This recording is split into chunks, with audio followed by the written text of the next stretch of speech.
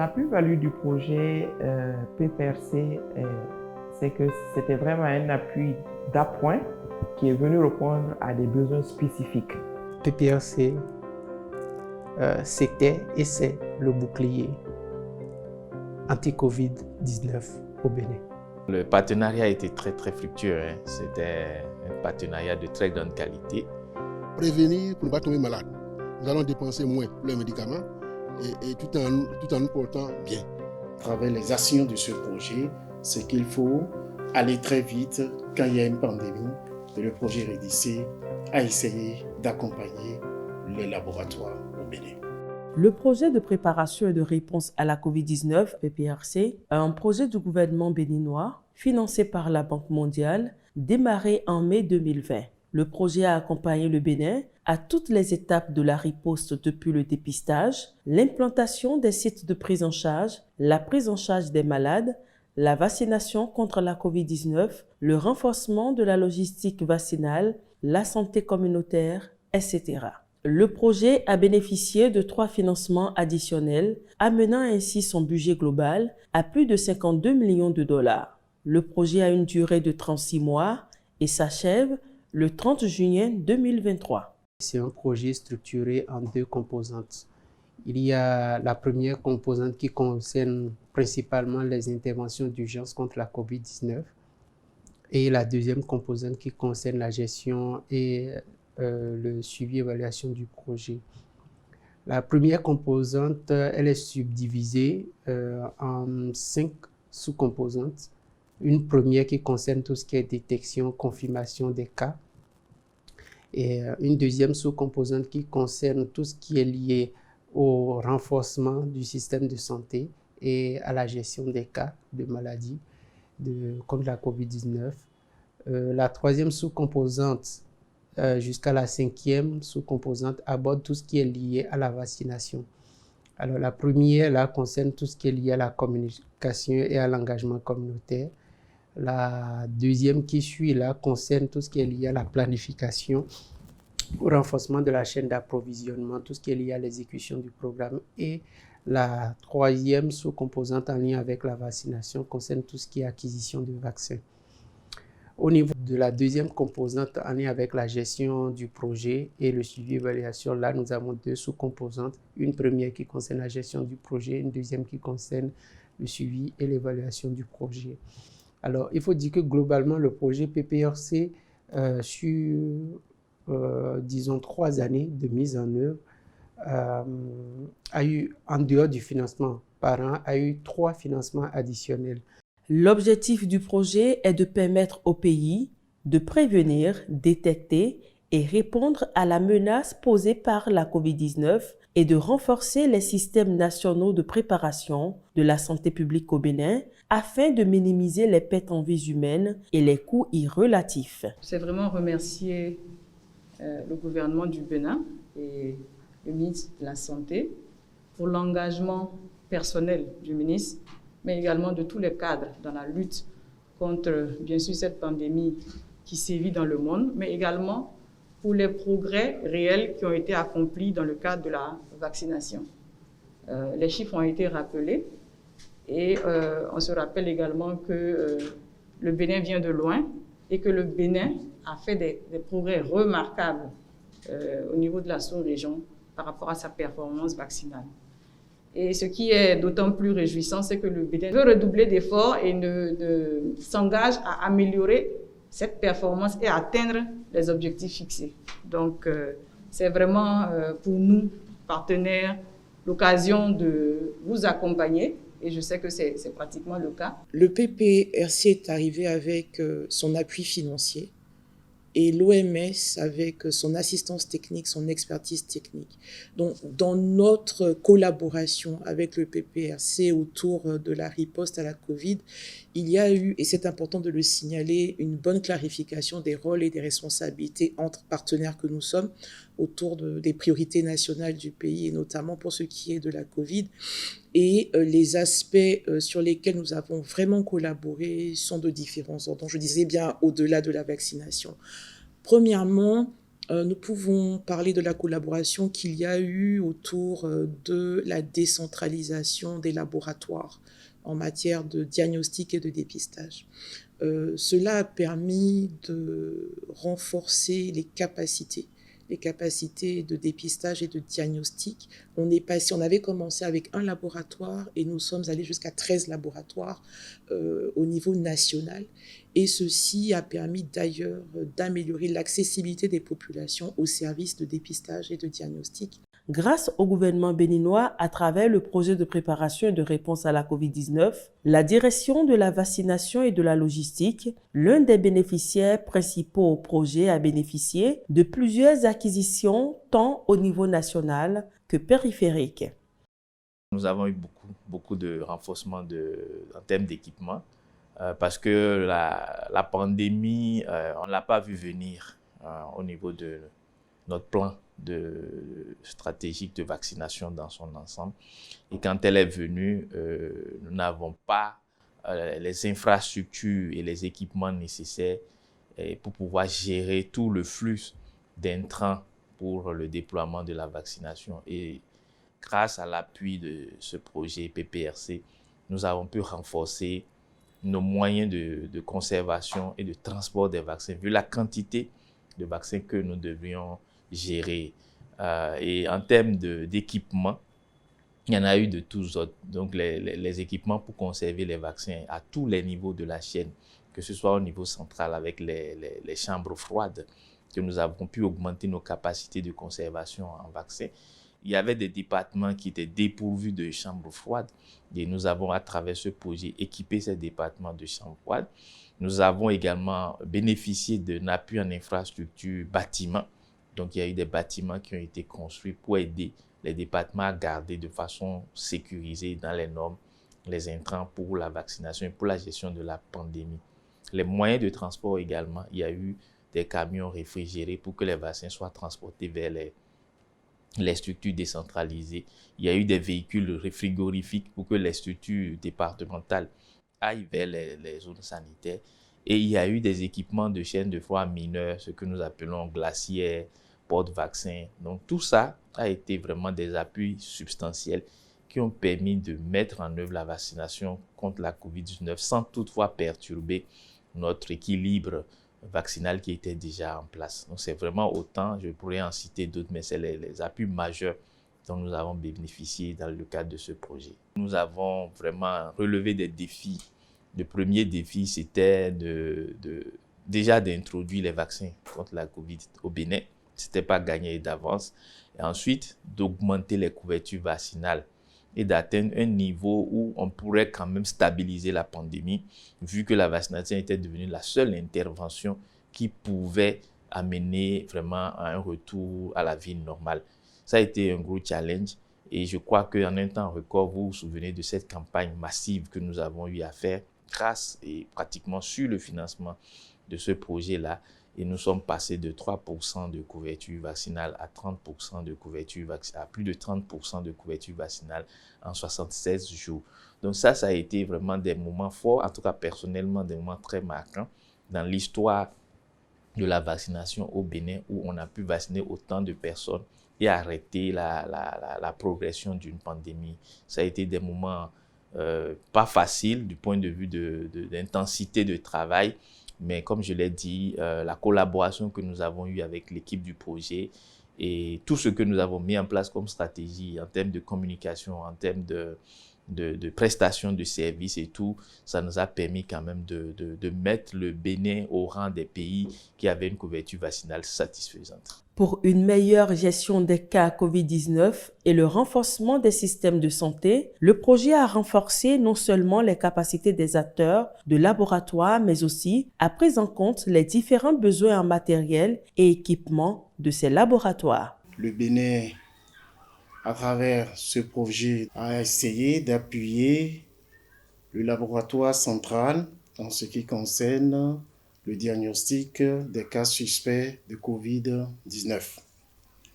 Cet appui n'est pas seulement venu au laboratoire central, mais c'est aussi allé au niveau des 15 laboratoires satellites que le chef de l'État, à travers son ministre de la Santé, que je remercie au passage, le professeur Benjamin Ompati, et la coordinatrice du projet RDC, Madame Rinson,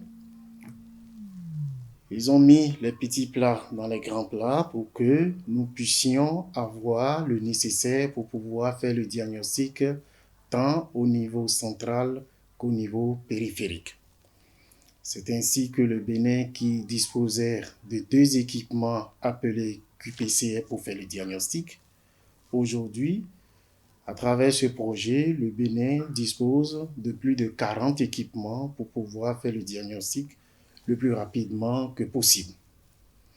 Ces équipements se retrouvent ici au laboratoire central, mais aussi au niveau des 15 laboratoires satellites.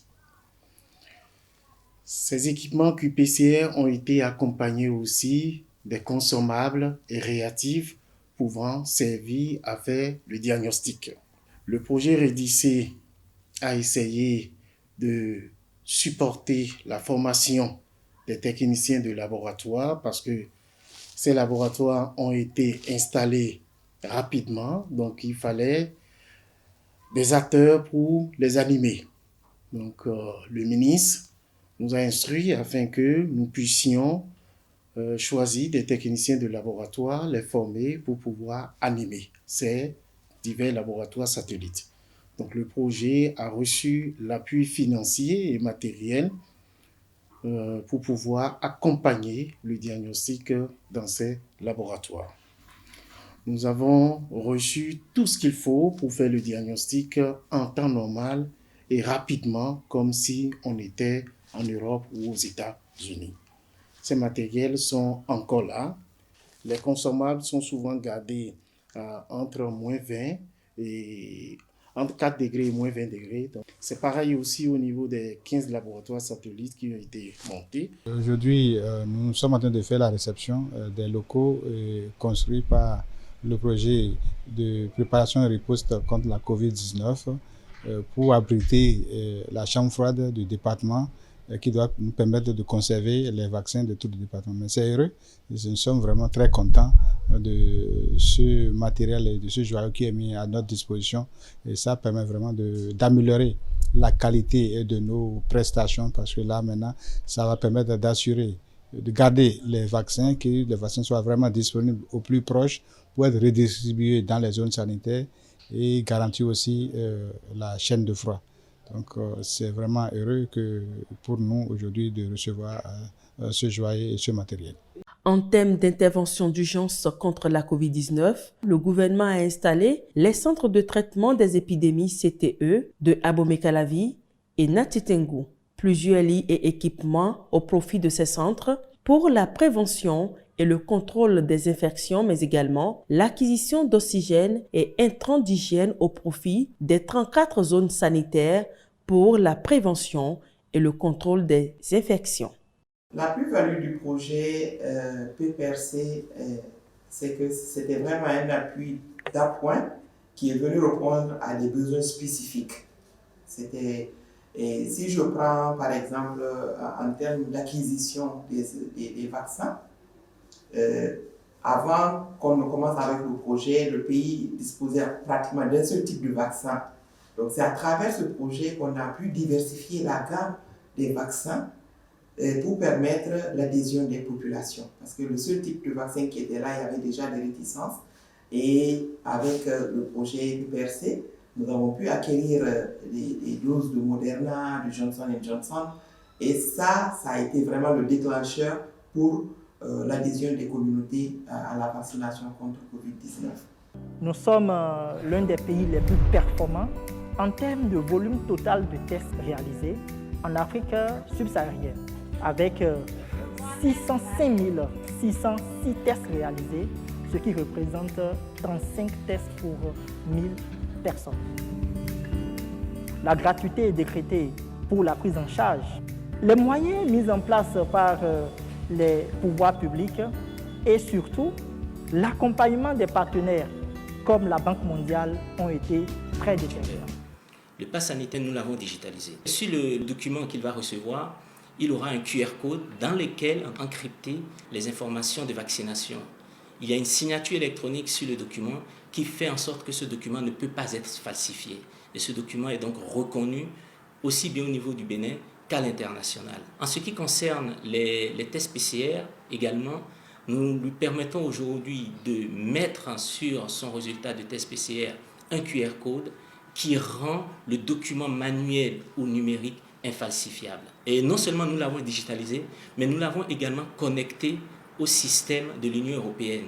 Il faut savoir qu'au niveau de l'Union européenne, ils ont mis en place une plateforme qui aujourd'hui connecte 62 pays, les pays de l'Union européenne plus 35 autres pays qui ne sont pas de l'Union européenne, dont la Tunisie, le Togo et le Bénin. La lutte contre la pandémie de la COVID-19 a mis en évidence les enjeux et les difficultés de la communication en temps de crise. Le Bénin ne disposant pas d'une masse suffisante d'experts dans le domaine de la communication sur les risques et engagements communautaires, le projet de préparation et de réponse à la COVID-19 a formé plusieurs acteurs à tous les niveaux de la pyramide sanitaire sur l'ensemble du territoire national avec l'appui de ses partenaires. Nous avons beaucoup travaillé toujours dans la communication des risques et l'engagement communautaire, c'est avec les préfets. Et c'était tout récent d'ailleurs, nous avons eu à travailler à leur implication dans l'engagement communautaire, dans la communication des risques, en les formant d'ailleurs sur cet aspect de cette thématique, mais aussi sur les aspects de promotion de la santé. Mais nous sommes allés également jusqu'aux maires, pour avoir cet engagement, leur implication dans ces aspects-là, parce que c'est quelque chose de très important. Et surtout la lutte contre tout ce qui est infodémie, fausses rumeurs autour de la vaccination contre la Covid et d'ailleurs tout autre risque.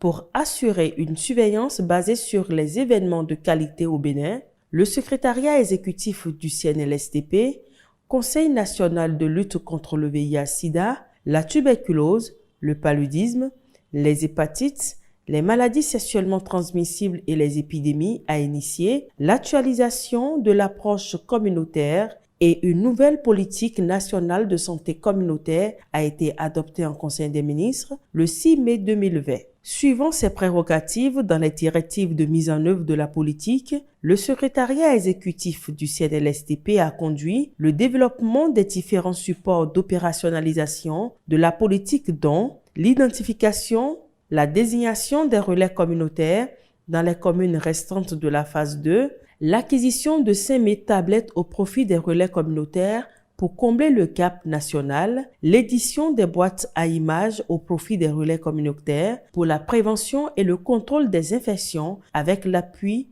du projet de préparation et de réponse à la COVID-19. Nous ne sommes pas sans ignorer que désormais le Bénin dispose d'une nouvelle politique de santé communautaire. Il s'agit en fait de rapprocher la santé de la population en mettant à disposition des ménages des relais communautaires qui auront à charge des lots de ménages. C'est dans ce cadre-là que le projet PPRC a appuyé le ministère de la Santé et le gouvernement du Bénin pour désigner dans 7 de nos départements et dans 26 communes de ces départements des 3472 relais communautaires. Donc, c'était le nombre initialement prévu, voilà, mais je pense que nous avons eu bien plus de relais qui ont été désignés eu égard au nombre de ménages recensés sur le terrain. Je crois que la feuille de route que nous nous sommes donnée est rentrée dans sa phase opérationnelle. Depuis donc cette première phase de sensibilisation et de rappel des responsabilités de chaque acteur, nous sommes passés à la vitesse supérieure et comme vous le constatez sur le terrain actuellement, nous sommes à la phase de ratissage avec les agents collecteurs. Il faut dire que après cet atelier de renforcement des capacités et d'information de tous les acteurs, nous avons procédé au recrutement des agents collecteurs qui doivent passer dans les ménages pour le recensement proprement dit, ce qui a été fait. Une liste a été sortie et validée par la préfecture, bien sûr. Et après ça, ces acteurs, je veux dire, ces agents recenseurs recrutés ont été formés ici même à la préfecture. Et au terme de la formation, ils ont été déployés pour 10 jours dans nos contrées pour passer au recensement proprement dit. Et après quoi, nous allons procéder au regroupement par grappe des ménages pour aller vraiment à la désignation proprement dite. Vous savez, sur le plan sanitaire, il faut mettre l'accent surtout sur les déterminants sociaux de la santé, c'est-à-dire la prévention. Si on veut faire la prévention, ce sont les relais qui nous aident, à travers les sensibilisations, à travers tous les efforts à faire pour la vaccination, tout ce qui concourt dans la santé, prévenir pour ne pas tomber malade. Nous allons dépenser moins pour les médicaments et tout en nous portant bien. C'est tout. Outre ces réalisations, plusieurs actions de communication et de mobilisation sociale ont été menées par le projet pour amener le pays à atteindre un fort taux de couverture vaccinale, notamment la mobilisation des femmes des marchés du Bénin, la mobilisation des maires des 77 communes, les 12 préfets des départements du Bénin, les grogneurs, les web-activistes, les étudiants des universités privées et publiques du Bénin, les jeunes parlementaires et les têtes couronnées. Mais également l'élaboration, la réalisation et la diffusion des films documentaires sur la vaccination et le respect des mesures barrières contre la COVID-19 dans les 77 communes. La conception des affiches de communication dans le cadre de la campagne intensive de vaccination contre la COVID-19 lancée par le gouvernement béninois. La deuxième injection fait augmenter l'efficacité du vaccin contre les formes graves et les formes qui ne le sont pas et qui ne présentent pas de symptômes. Donc c'est comme les doses de rappel quand on vaccine les bébés? Oui. Les questions de sauvegarde sociale et environnementale ont été aussi au cœur de la mise en œuvre du projet PPRC. Dans un premier temps, nous avons procédé à la cartographie des services de prise en charge des VBG pour connaître en quelque sorte les structures qui prennent en charge les victimes de VBG. Ensuite, il y a une étude qui a porté sur l'identification des risques de VBG en rapport avec la vaccination contre la COVID-19 et cette étude a été assortie d'un plan d'action d'atténuation des risques VBG. Sur le plan environnemental et social, l'unité de gestion du projet a mis en œuvre toutes les mesures de sauvegarde environnementale et sociale liées aux travaux d'installation des équipements de la chaîne de froid et la gestion efficace des déchets biomédicaux. Spécifiquement, le projet a contribué à l'incinération des déchets liés à la vaccination contre la COVID-19 dans les 77 communes du Bénin. L'incinération se déroule bien, toutes les équipes techniques étaient présentes. Notamment l'équipe environnementale, les équipes de la DDS, la police, également un représentant de la communauté, le représentant du maire de la commune de Boubé qui était également présent pour lancer les activités. Jusque-là, l'incinération se déroule très bien. Comme vous avez pu le constater, on a, sur les 2 jours qui sont déjà passés, on a eu à incinérer environ 10 000 flacons chaque jour, donc on est à plus de 20 000 flacons déjà incinérés. Les cendres, les résidus issus de l'incinération sont récupérés donc le lendemain du jour de l'activité et pour le moment tout se passe sans grande difficulté. Dans un esprit d'éco-citoyenneté, en collaboration avec le ministère de la Santé et le ministère du Cadre de Vie, des Transports et du développement durable à travers la Direction générale des eaux, forêts et chasse, le projet a organisé une campagne de reboisement en compensation à l'empreinte carbone du projet de préparation et de réponse à la COVID-19. Ce choix d'activité se justifie davantage au-delà de la perte de biodiversité par le fait qu'elle appelle la responsabilité sociale du projet. Plantons pour la santé, c'est le slogan choisi par ces 2 projets en collaboration avec le ministère de la Santé en ce jour. Cela traduit la reconnaissance de l'ensemble des acteurs de la santé que les arbres plantés et bien entretenus procurent la vie et du bien-être. Partout où vous vous trouvez, sur le territoire national, chers professionnels de la santé, dans les établissements sanitaires publics ou privés, je vous invite à planter, mais surtout à entretenir les arbres existants. Après ce lancement, nous ferons cap dans plusieurs formations sanitaires aussi pour planter des arbres. À sa date de clôture, le projet PPRC a enregistré de meilleures performances au cours de ces 3 années de mise en œuvre, avec un taux d'exécution physique de 100% et un taux de consommation de 95,38%. Au titre des bonnes pratiques à retenir, on peut noter l'organisation de la campagne de vaccination spécifiquement basée sur la performance est plus efficace pour l'atteinte des résultats nationaux que celle en routine. L'implication des élus locaux, des leaders d'opinion, des volontaires, des relais communautaires en santé dans les villages et quartiers de ville facilite la mobilisation, la communication et contribue à l'obtention d'un engagement communautaire fort et adapté en situation d'urgence de santé publique.